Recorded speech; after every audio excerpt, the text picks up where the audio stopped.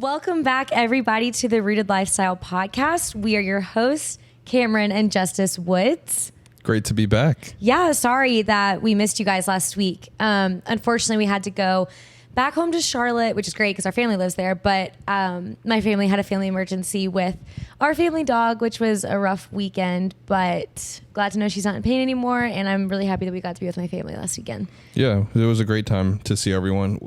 Obviously, unfortunate circumstances, but we just didn't have time to film last week because we were traveling, but we're back. We are back. But I think moving forward, just at least for this season right now, I think we've decided to do the podcast like every other week instead of every week, just because, we started this podcast because we wanted to speak about interesting topics and stuff that we're passionate about, and we don't want it to feel like another job or another chore. So right. I think in light of that, we recognize that like we're still trying to act out and do the things that we say in this podcast, and it's kind of hard to do all that throughout the week. So we're going to try to do it every other week, but obviously like just for this season, and we'll reevaluate later on, but we'll still be here. We'll still provide you guys because we still love it. Yeah. And we want you guys to love it. So we're going to keep doing it. But yeah, every other week I think is what we're going to stick with for now. Yeah. So this is exciting. We have a good podcast episode lined up for you guys today. What are we talking about, Justice? So it's interesting because we got married very young and 23. Yes, 23. Well, you were 22 when we got married. I was 22. You're right. So getting married young, we get a lot of questions from our friends and even from like our family, like our older family who've been through marriage for a while. They always ask like, okay, so what do you guys feel like the differences are? What are the biggest things? So we decided to do a podcast on the differences between, our dating stage, even some of our engaged stage, but then also those differences, how it relates to marriage right now. For sure. And I feel like this is a topic that no one really talks about, which is kind of difficult. I mean, I know that book, Single, Dating, Engaged, Married by Ben Stewart, I think. I don't remember. I think so. Amazing book. Like that's a great book if you're ever wondering about the topic and the differences. And there's a lot of biblical truth about, wow, look at the lighting right now. Look at the lighting. That's crazy. If you're watching on YouTube, I'm sorry.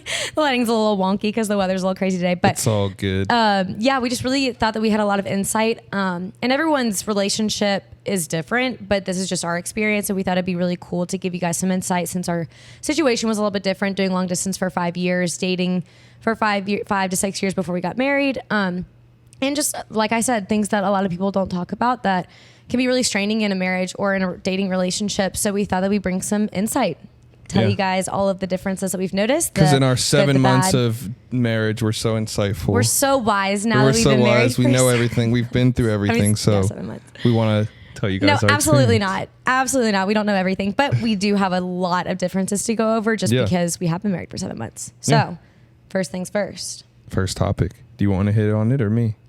You got it, honey. Cool.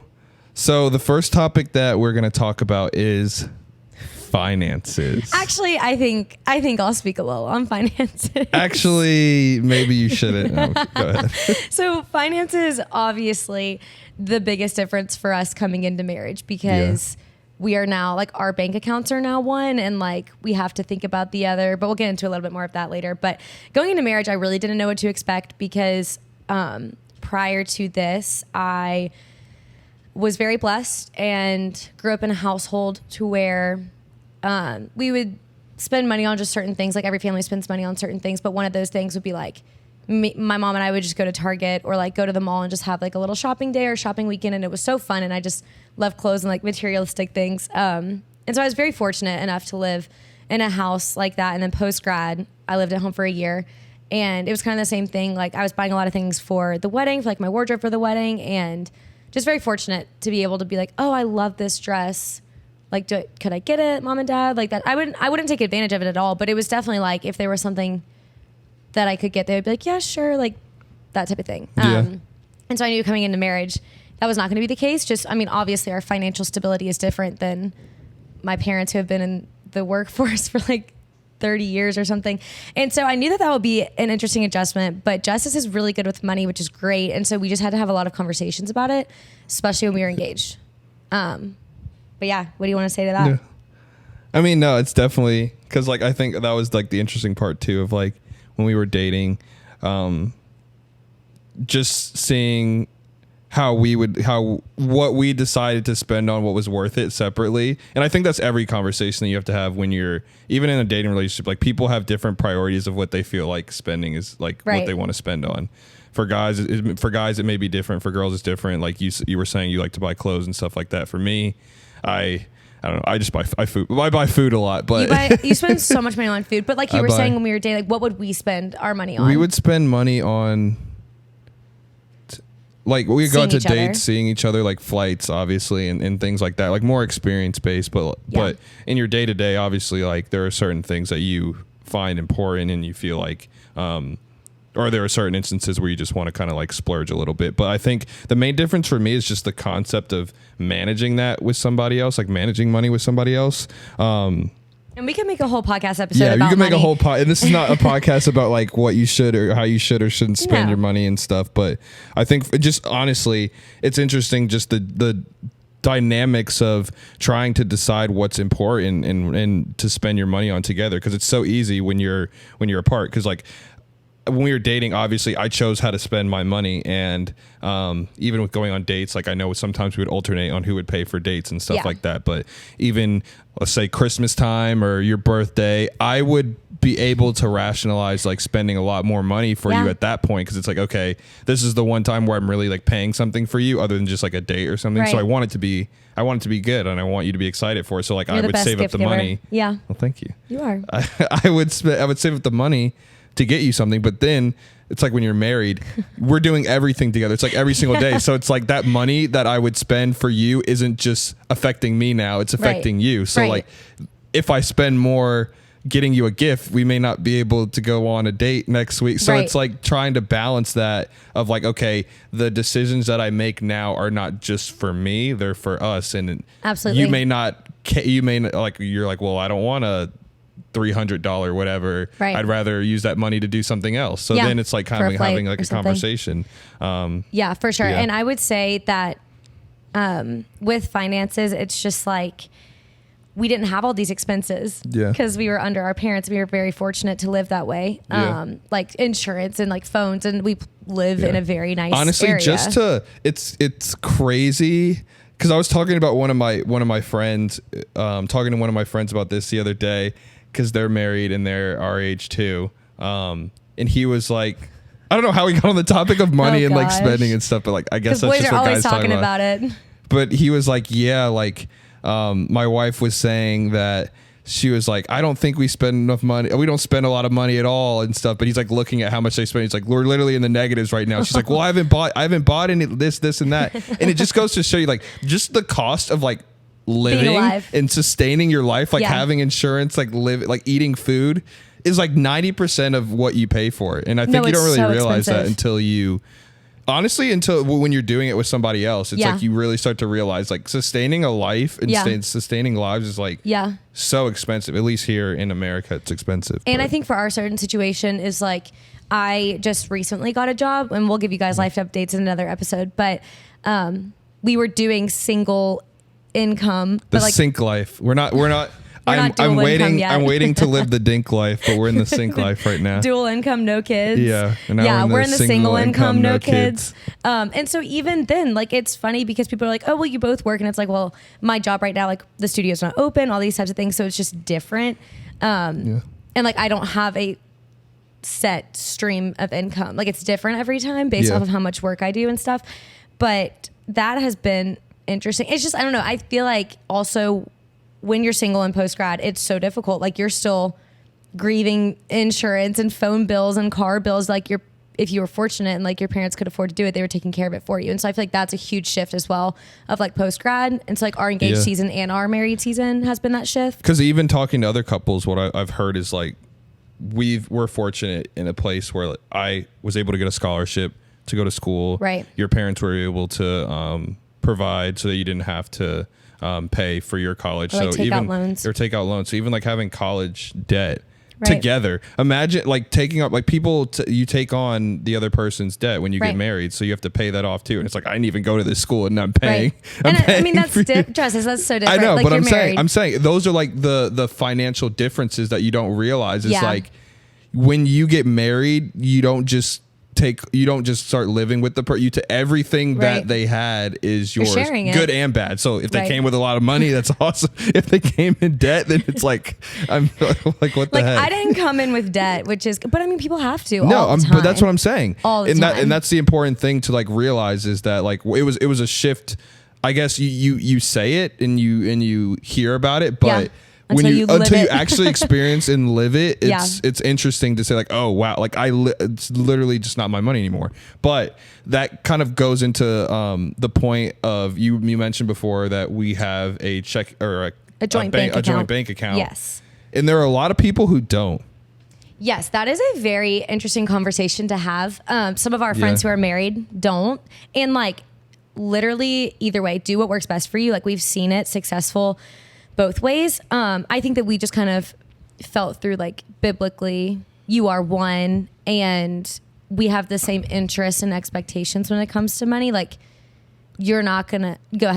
I see you're about to say something. What are you about to say? Yeah, I was just gonna say. I feel like it's more like logistically for me. It just makes more sense because such a logistic person. You get into the conversation, obviously. So like I see the pros too. So obviously we have friends who have separate bank accounts. Like the pros is obviously that you spend your money on what you want. Yeah, which is hair, makes nails, sense. Clothes. Bags, because I may not realize or may feel like our money is worth spending on getting your hair and nails done and stuff. And you may not feel like me playing golf is worth it. But if we have that money that's separate, like a portion of our money that's separate, then it's fine because you can do whatever you want and I can do whatever I want. Like we don't have to talk to each other before we go. Like I go get my nails done. Like we don't have to talk about it. Exactly. But for me, it's just managing all that, and then you could potentially get in the conversation of, well, if you're both working, like one person's salary is probably bigger than the other, so it's like you're getting a unfair proportion of like their salary's bigger, so they get more to spend for their and then it's like who pays for dinner and who pays for dinner, who pays dinner? For because like you have the account that pays for bills and everything, because usually I think that's how it works is like you have a joint account for all bills, everything paid for, but like what you said, dinners and stuff, it's just for us, I feel like it helps us to have those conversations and communicate, because I read somewhere that the biggest issues in marriage, which is kind of funny because it doesn't really line up to what we're talking about, but some of them do, is one is of course money, like finances is like the biggest issues. 2 is religion. 3 is parenting, and 4 is in-laws. Yeah, in-laws. Those are like the biggest ones. So I think having a joint bank account allows us to have those conversations and it doesn't make us like push those things to the side of like, well, I'm just going to spend my money the way I want to. It's like, no, we actually have to talk to each other and be like, okay, I have to sacrifice and you have to sacrifice for certain things that you may want. I have to sacrifice for, because I know it's important for you. You have to sacrifice for me for things that are important.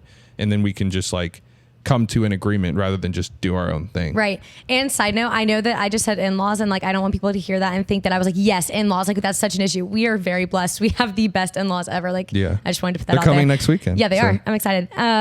But back to that, exactly what you were saying. I also feel like we're in a very specific situation to where I know I can come to you and be like I don't shop. Like we spend our money on organic groceries, going out on dates to get that quality time together, and where we live. Yeah. I would say and that's like trips and stuff. And because we have to fly pretty much everywhere. So that's an understanding that we both came to. We both agreed on that. And so with that, if there is like something that I saw that I really, really wanted, like I wouldn't ask you like, Justice, can I get this? I would just be like, this is so cute. Like, what do you think? Do you love it? And it's either like a conversation of like, yes, I love that. Let's get it. And then maybe we'll go somewhere cheaper for our dinner date, or like maybe get it like next round, or maybe for Christmas, or maybe something like that. Like you are so understanding. And I feel like a lot of men who are with girls who like love shopping, like I love shopping and I love getting my hair done loves shopping. And my nails done. And that has been a hard adjustment for me. Yeah. No, I'm sure. Like, obviously. Yeah. To not just, I mean, this literally, I sound like such a brat, but I don't shop anymore. Like I literally don't shop anymore. Get whatever you want. Yeah. Stop. Yeah. But like, no, I understand, because with it's coming from a place of where you were at before, where you were fortunate enough to be able to go get stuff that things you want, things that you needed. It's different now, because like it before, the things that you needed were not really things that you needed. They were things Right. that you'd really want. But now when you're responsible for the things that you actually need, you have to choose which one's which one's a want and which one's a need. I'm I feel like we're giving I'm literally like running out of deodorant. Like I'm down to the last like inch of my deodorant. Okay, and like y'all, we're not like dirt poor here living on the street, like trying to grab pennies to buy deodorant. No, we're like very fortunate. We're very situation. fortunate, but I think it's important to have the mindset of understanding of like where money flows and like to and from. And I think that's what we are trying to like instill in our marriage early on so that we don't have to worry about that stuff later. But I feel like we're giving like a finance like I know. I was kind of like, we've been talking about this for like 20 but minutes. It's such a big it's so important topic. And I think that the biggest takeaway, even though I wasn't going to give you guys advice, I was just going to tell you guys like this is kind of our situation. Communication. I mean, that's like the biggest thing in any relationship, but like communications, we talked about expectations. We're actually going to do an episode on expectations for marriage and relationships and everything like that because it's so important. But just understand, like you're a team. You're understanding one another. I think that we've just been so blessed to understand and have the humility to be like, this isn't me anymore. This is us. And we want to do what's best for the other. Yeah. And finances, yes, they can cause huge issues when you don't see eye to eye. Yeah. And even if we don't see eye to eye, though, we can like submit to one another and be like, either one person submits or the other person, or we like just come to an agreement. Right. Like it's never like you're wrong. Right. We're doing it my way. That's the only thing. Like we're like, no, let's talk about it. Let's figure out a way. Is there another way we can do this? And like, it's not always like, oh, what Justice says goes. It's never always like one person. Because I feel like, I don't know. I just feel like we're very fortunate in that way. We've always had pretty good communication. But speaking of communication, kind of, sort of, do you have anything else to say about finances before we I think we can move on to the next topic. So the next topic is, what would our time look like when we were together? So spending time together when we were dating, and then long distance dating, engagement, and now marriage. Yeah. So let's see. So yeah, in high school, we would typically spend every day together. So we had a year and a half of that. We had a year and a half of that. Like I would always find some excuse to go over your house to do homework. And I'd be like, my Western Civ homework, Justice, I don't do reading comprehension. Will you come over and do it for me? Yeah. And then we just never did home. We just hung out and but yeah, so I would go over to your house every single day, which was really cool.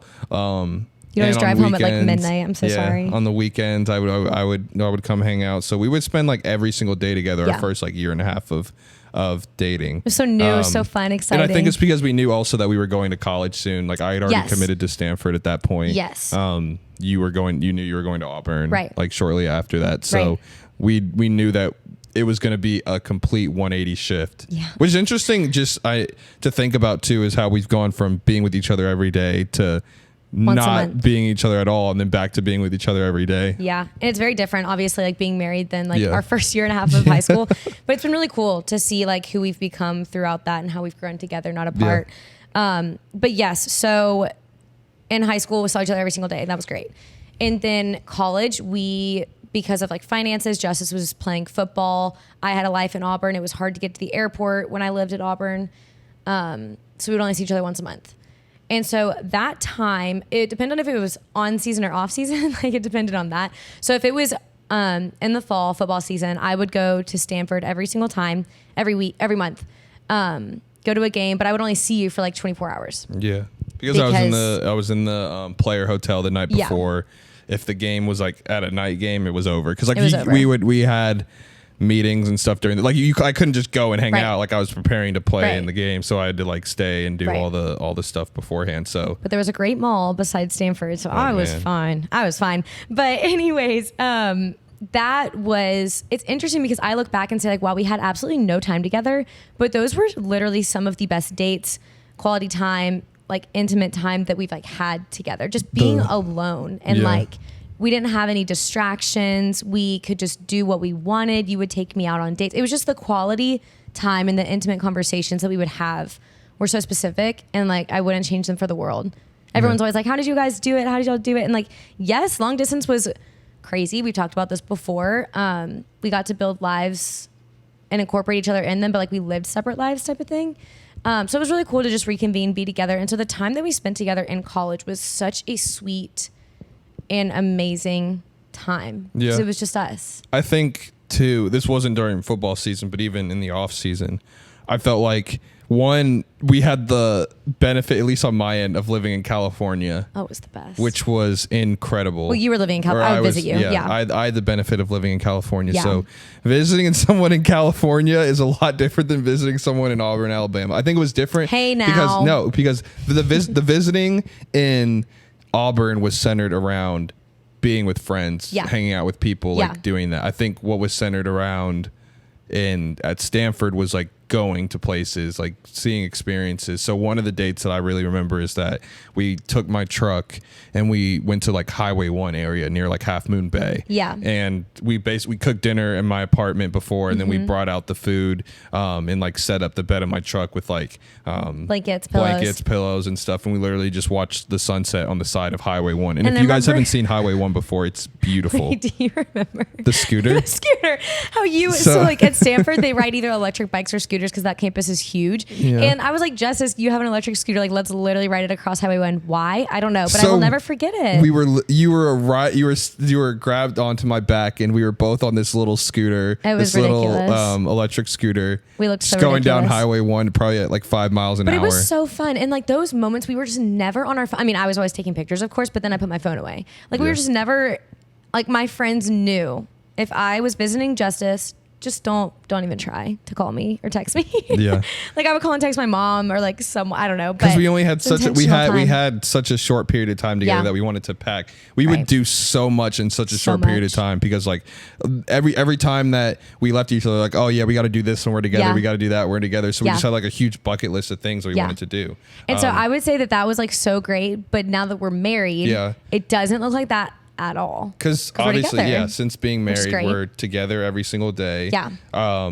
Which is what we didn't have for a long time, which is I'm so thankful for that we're together every single day. But we're not always together. Because with being married now, you live, it's like the day-to-day life. So you have responsibilities, jobs, you have other things that pull your attention away from the other person.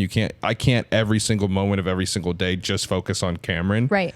As much as you'd probably want me to, and as much as I'd probably want you to do the same for me, it'd be hard to do that because we have to live. We have to continue. We have other responsibilities. So I think that's been the biggest adjustment, is having that, because we were so used to doing such amazing, exciting things every time we saw each other, being content with just the more mundane things of the everyday life, but then also understanding times to where to be more intentional, because we don't have that intentional time. Yes. So like during the week, I would say what that looks like for us right now is like we have said we're going to go on a date once a week, every single week, just us. We can go out, we can stay in, we can cook dinner, we can something. It's just uninterrupted time together.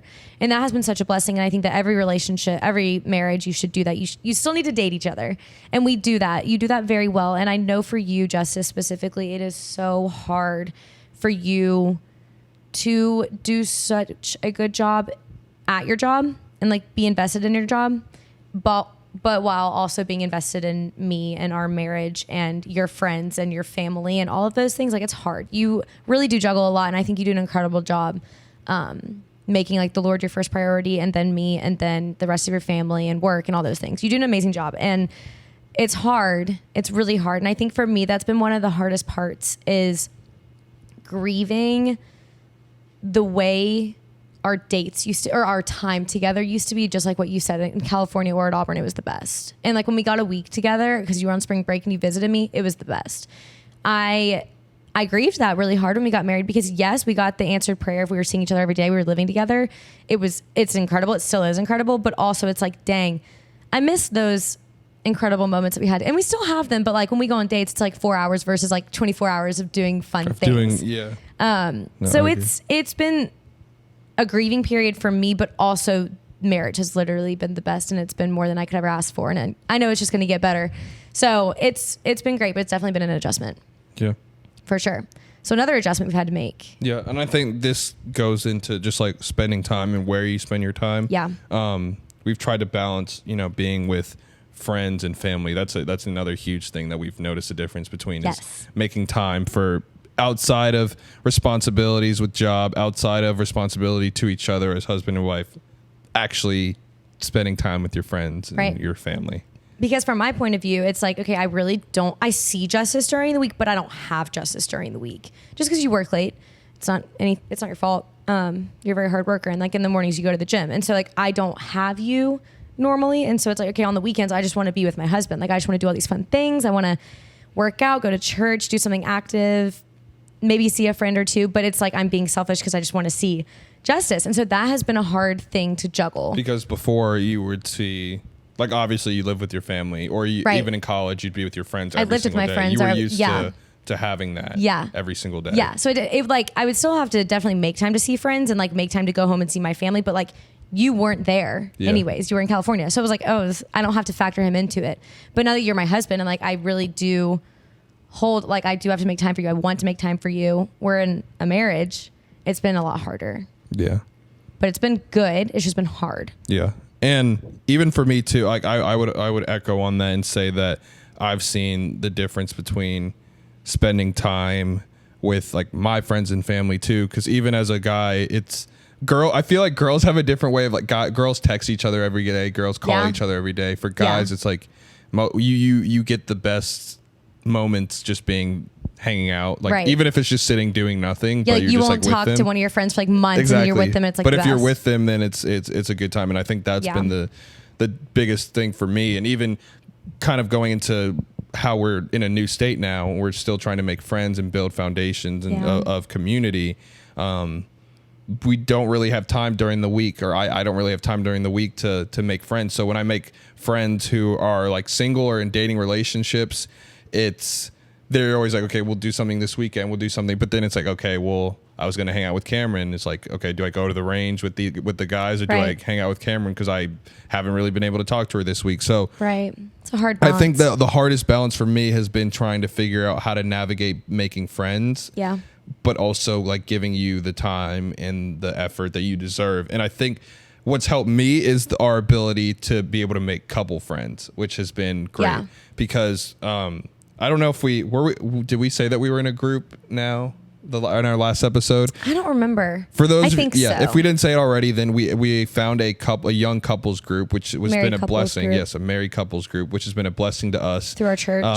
What we've been praying for a lot since being here, and we've been through that. We've been able to meet so many amazing, great couples, and I feel like now I've been telling Cameron, I feel like we have such a small window of like hangout time with people, and we have just like this long backlog now of like couples that we like. Hey, no, we got to see them. We got to see them. We got to see them, and it's such a great problem. We don't have to. We want to. No, we want to. Yeah. But it's such a great problem to have because like this is what we've been praying for. But also it's cool for me because I think that in those instances I get to have the opportunity to like build relationships outside of just with you, with other guys, but also I'll get the opportunity to do that with you. So we're making an experience together. But we're making an experience together with other people. I get to know other people, and I think that's been really helpful for me is being able to find like other couple friends. Yeah. Which is really hard to do. For those of you who live in Dallas, if you live in Dallas and you're a young couple, where do you live? Because we don't. If you live in Dallas near Knox Henderson or anywhere near Dallas, please reach out to us because,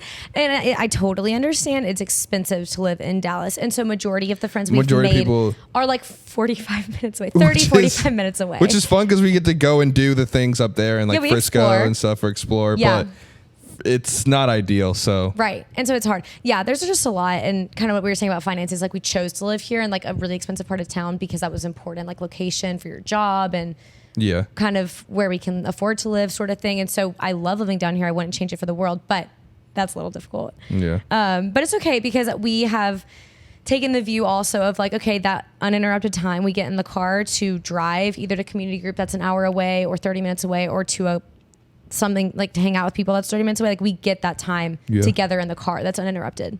So there's always a positive way you can look at things. But so our last topic, the biggest shift, or one of the biggest shifts between dating, engaged, and married would be spiritually.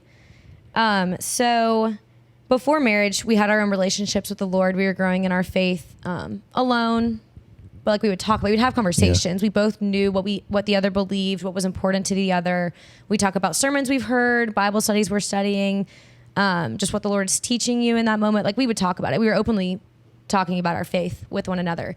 But we did receive some advice from some mentors to kind of like feel it out with you in your relationship, but maybe to not, what did we say? Fully like, it's like not to be spiritually intimate, which I can see it's definitely like a case by case situation. I feel like, because we were in high school. It's like you can be very like spiritually immature, where you get the idea that you can start to build your relationship with God, starts to mold into your relationship with your boyfriend or girlfriend. So if you break up, if something happens, then you lose that relationship with God as well, which I can see that happening with certain people. Or you can blame God. Like, you were the sinner. Why did this happen? And so like people were protecting us from that. And there's just like an aspect of being spiritually intimate that leads to being more intimate in other ways as well, which you need to watch out for before you get married. But I think for us, I thought it was a little bit different, at least because I felt like we both had a firm foundation individually with our relationships with Christ. I never really saw that as much of an issue, because I knew that you wouldn't blame God if we broke up. Like we would be fine. But there was also just an aspect of, we were trying to do everything that we can to set ourselves up for success in the future. But I think being married now, it has been great. It's been awesome being able to see and hear how God is working in your life and in my life individually, but then also together. And people do Bible studies together. People do them apart, but we did. I think we studied Revelation. We just finished it. We just finished studying Revelation together, like every morning. Yeah, so we've done studies together. We do them separately in the morning. I get up a little bit earlier, so that's like my time to do it. So it's just been a cool opportunity both to study the Word of God together, but also separately. And I think that's an important aspect of, obviously, if you're a Christian, just the idea of vision and dreams that God has given you, and like purpose that God has given you, and seeing how that works with somebody else that like is a part of your life. Right. And it's really cool. We've been talking about dreams and visions and goals and Connect group and in church and everything. And it's been really cool. Also, one of my favorite parts that has changed since we've been married is our prayer life. And I would pray for you, like when we were dating or engaged, just pray for your future, pray for different things. But now I pray for you in a different way. Like, I feel like I can pray for you, like, not selfishly. I don't know. I just feel like I can pray for you differently. And like, I know we pray for each other. I know we pray over each other together and separately. I don't know. I just think. Yeah. And I agree. I think too, like the idea of like vocal prayer and being more like growing our prayer life together. Yes. And that's been one of my favorite parts. Seeing the development on both our ends of how we're speaking to God and how God is speaking to us, I feel like has been a great opportunity. And I think it can be hard too at first when you're not used to doing it, or some people have certain expectations. Like some people have expectations to do a Bible study every day together. But then the other person's like, no, I need my alone time with God. I was going to say that it also depends a lot on how you grew up, like what your family did growing up. And like, was it modeled for you to pray out loud? Was it modeled for you to go to church? Was it modeled for you to talk about your faith? And so I think that we were, once again, very fortunate to grow up in households that were very similar. Did prioritize their faith, their walk with the Lord, being involved in a church, that sort of thing. And so it's been really cool to see the little differences that our families had growing up. And like, you're teaching me so much about maybe like my style of worship, being more expressive, not being ashamed to talk about it. And like, I'm showing you other ways, maybe in like your prayer life or things like that. I don't know. It's just been really cool to join spiritually in that way. And it has, and it is awesome. And I think part of that is, you know, when you get married, and this is not just spiritually too, a lot of people say that, oh, I don't want to get married young because I have so many things that I need to do. Like I have visions, I have goals, I have dreams. There are things like in my life that I want to do. Those don't die when you get married. They don't die when you get married. The person that you marry should complement you and allow you to grow in whatever it is that God has called you to do. And I think like spiritually for us, it has been so cool to see God grow in both of us together. And I feel like I feel like I've grown more being with you than I was even without you. Yeah. And that's just a product of now having somebody to like hold you accountable every day, you knowing more intimately like my conversations with God so that you can pray for me more about those things and follow up with me and hold me accountable. I can hold you accountable. And just kind of like of a biblical like ground foundation of marriage is like there's no shame. Yeah. And I think we're both so humble. And the best part about it is there's no pressure from either of us because we know the Lord's in control and like we put all of our faith and trust in him. And so it's nice to know that like you're not against me. You're not shameful of me. Yeah. You're not prideful. I don't know. It's just like when the Lord is the center and when you put all your trust and faith in him as a married couple, like your life is going to be so much better. Your life is not going to be easier, but it's going to be so much better. Exactly. And we don't do this right all the time, even No. for everything, and for everything else we've talked about No. too, even like time together. We don't get it right No. all the time. There are times when we completely miss the mark. Yeah. Spiritually, we miss the mark and spending time together, like financially, like coming to an agreement. Yeah. So we're just right now we're anchoring on the positives that we've seen. Yeah. And obviously there have been negatives of those, but I definitely think the positives have outweighed the negative, and we're Right. trying to work towards seeing the positives every day in our life and like trying to avoid the negatives. Right. Because I think that one thing about marriage is growing up, I always thought, oh my gosh, like marriage fixes your problems. Like if you had problems before marriage, you're good. Like it's going to be fixed in the marriage. And it's quite literally the opposite. Like every insecurity, lie you've believed, problem that you've had before marriage, you're bringing it into your marriage with you. And like, you don't have to. The Lord can change you. The Lord will change you if you put him first. Kind of what we were talking about in church this morning. I was going to say, Pastor Earl. So we go to Shoreline City here in Dallas, and Pastor Earl was saying today, just in I think it was 1 Corinthians, how your singleness time is where you have the most undivided attention towards God. Yes. So if you don't use that time to have undivided attention, you're going to have divided attention in your marriage, and you're going to just bring that stuff. You're going to bring that pride. You're going to bring that all that baggage with you in your marriage. So just the importance of having that a firm foundation a firm and everything. foundation. Yeah. And of course, like you said, we have so much to learn. It's only been 7 months. But it's been really sweet. It's been, like I said, we've been pretty raw and honest about where I've grieved some of the parts of dating just because I didn't know what to expect. I've never been married before. Have you? Oh, nope. Never been married before. Actually, when I was 16. Did I tell you about that? No. Did I tell you about that? Weren't we dating when you were 16? No, 17. Interesting. We'll chat later. No, I'm just kidding. We'll talk after this. But it's a really freeing, humble, exciting, and difficult experience just to go like from the dating, engagement, and married side, because you're grieving things like I've said, but you're experiencing things that you never have before, and they're just, you see where the gifts from the Lord come from, and just staying as rooted as we can to the Bible's foundation for what a marriage should look like and what the Lord designed it to look like, and just kind of keeping that at the forefront of our mind and like working together, never like shutting each other out. And like I said, we're not perfect at that. There have been nights where I'm like, oh, I don't want to talk to you because I'm upset. But you have continued to pursue me and been like, no, like, let's work this out. Like, let's talk through it. We don't want to go to bed angry type of thing. So, I mean, this is marriage. Like, marriage has good times and has bad times, but yeah, I agree. It's been really great. Well, cool. Nice talking to you. But yeah, so I mean, this is just, I don't even know if that was advice or if it would help anyone. Just experiences to know.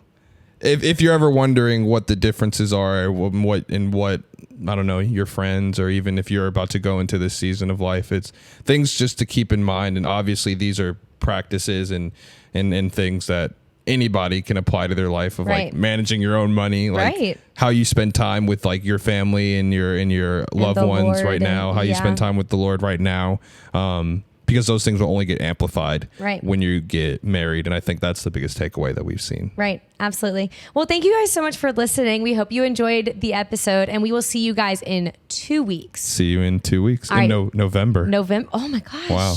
No, October's my favorite. Oh, no, wait. It's the end of October. Oh, the last weekend in October. Halloween. Spooky. Halloween episode. Maybe we'll dress up. Maybe we'll dress up. Make sure to watch us on YouTube because we'll dress up for you guys. Are you going to be a cockroach? Yeah, I'll be a cockroach. Okay. Well, we love you guys. Thanks for listening. Thank you. Bye. Bye.